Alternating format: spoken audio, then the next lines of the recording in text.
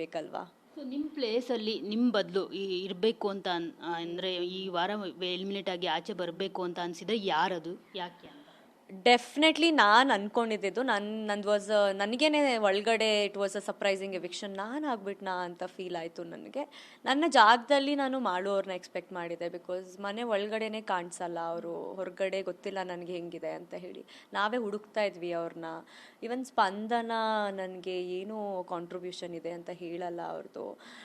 ಅದೇ ಕ್ಯಾಪ್ಟನ್ಸಿ ಆಗಿರೋದಕ್ಕೆ maybe Abhi save ಆಗಿದ್ದಾರೆ. ಅಭಿ ಇವನ್ ಧನುಷೂ ನನ್ನ ಗ್ರಾಫ್ ಆಲ್ಮೋಸ್ಟ್ ಅವ್ರ ಜೊತೆ ಇತ್ತು ಅಂತ ನನಗೆ ಫೀಲ್ ಆಗ್ತಿತ್ತು.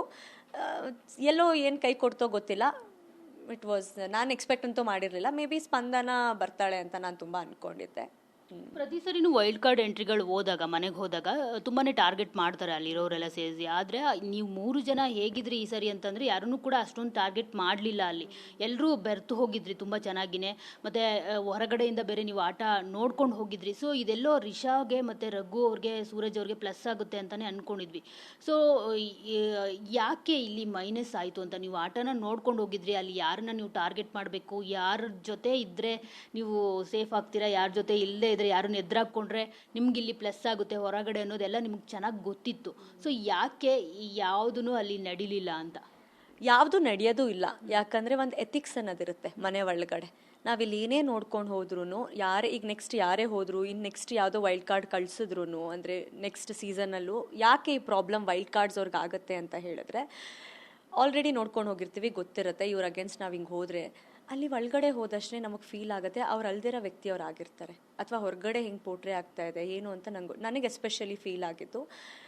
ದ ಪರ್ಸನ್ಸ್ ಎಸ್ಪೆಷಲಿ ಸುದಿ ಅವರಾಗಲಿ, ಅಶ್ವಿನಿ ಅವರಾಗಲಿ, ನಾನು ಅವ್ರು ನೋಡಲೇ ಇಲ್ಲ ಆ ಮ್ಯಾನರ್ಸ್ನ, ಅವ್ರು ಬಿಹೇವ್ ಮಾಡಿದಾಗಲಿ. ಇವಾಗ ರಘು ಫೈಟಲ್ಲಿ I felt she is wrong ಅಂತ ಹೇಳಿ ನಾನು ಹೇಳು ಬಂದಿದ್ದೀನಿ. ಅವ್ರಿಗೆ ಎಲ್ಲೆಲ್ಲಿ ಹೇಳಬೇಕು ಅನ್ನಿಸ್ತು ನಾನು ಹೇಳಿದ್ದೀನಿ. ಅದು ಮೇ ಬಿ ಅಷ್ಟು ಅವ್ರ ರೀತಿಲೇ ಹೇಳೋಕ್ಕೆ ನನಗಿನ್ನೂ ಟೈಮ್ ಸಿಗಲಿಲ್ಲ. ಅಪ್ಕಮಿಂಗ್ ಡೇಸ್ ಅವ್ರು ಹಂಗೆ ಆಡಿದಿದ್ರೆ ನಾನಂತೂ I would have told her face and she was receiving that. ನಾನು ಏನೇ ಹೇಳಿದ್ರು ಶಿ ವಾಸ್ ಟೇಕಿಂಗ್ ದಟ್. ಇಲ್ಲ ಹೌದು ಋಷಾ ಅಂತ ಹೇಳಿ ತೊಗೊತಿದ್ರು. ವಿ ಕಾಂಟ್, ಅಲ್ಲಿ ಒಂದು ಎಥಿಕ್ಸ್ ಅನ್ನೋದು ಲೈನ್ ಇರುತ್ತೆ ಆಯಿತಾ. ಹಂಗಿದ್ರೆ ನಂಗೆ ಆಚೆ ಗೊತ್ತಿತ್ತು ಗಿಲ್ಲಿ ವಾಸ್ ಅ ಸ್ಟಾರ್ ಅಂತ ಹೇಳ್ಬಿಟ್ಟು. ನನ್ನ ಕನೆಕ್ಷನ್ ಇತ್ತಲ್ವಾ ನನಗೂ ಗಿಲ್ಲಿಗೂ, ಅಥವಾ ಮನಸ್ತಾಪಗಳು ಬರ್ತಾ ಇರಲಿಲ್ಲ. ಅದು ಆರ್ಗ್ಯಾನಿಕ್ ಆಗಿದೆ ಅಷ್ಟೇ. ಏನೇನಾಗಿದೆ ಅದೆಲ್ಲ ಒಳಗಡೆ ತಾನಾಗೆ ಬಂದಿದ್ದ ಸಿಚುವೇಶನ್ಗೆ, ಆ್ಯಕ್ಷನ್ಗೆ ರಿಯಾಕ್ಷನ್ ಅಂತ ಕೊಟ್ಟಿದ್ದೀವಿ ಅನ್ನೋದು ಬಿಟ್ಟರೆ, ನಾನಂತೂ ರಿಯಲಿ ಎಥಿಕ್ಸ್ ಬಿಟ್ಟು ಆಡಲ್ಲ. ಜಸ್ಟ್ ಬಿಕಾಸ್ ನಾನು ಇವ್ರ ಜೊತೆ ಇದ್ದರೆ ಮಾತ್ರ ನಾನು ಹೈಲೈಟ್ ಆಗ್ತೀನಿ ಅನ್ನೋ, ನಂಗೆ ಅಲ್ಲಿ ಎಲ್ಲಿ ವ್ಯಾಲ್ಯೂ ಇದೆ ಅಂತ ಅನ್ನಿಸ್ತು ನಾನು ಅಲ್ಲಿದ್ದೆ. ನಂಗೆ ಯಾವಾಗ ಇಲ್ಲ ಅಂತ ಅನ್ನಿಸ್ತು ಅಲ್ಲಿ ನಾನು ಬಿಟ್ಟಿದ್ದೀನಿ. ಸೊ ಅದಕ್ಕೇ ರಿಷಾ ಆಚೆ ಬಂದಾಗ ರಿಷನ್ ಪರವಾಗಿ ಯಾರೂ ಇರಲಿಲ್ಲ. She went alone, she came out alone. So ಯಾರನ್ನೂ ಗಳಿಸ್ಲೂ ಇಲ್ಲ, ಯಾರನ್ನೂ ಕಳ್ಕೊಳ್ಳೂ ಇಲ್ಲ.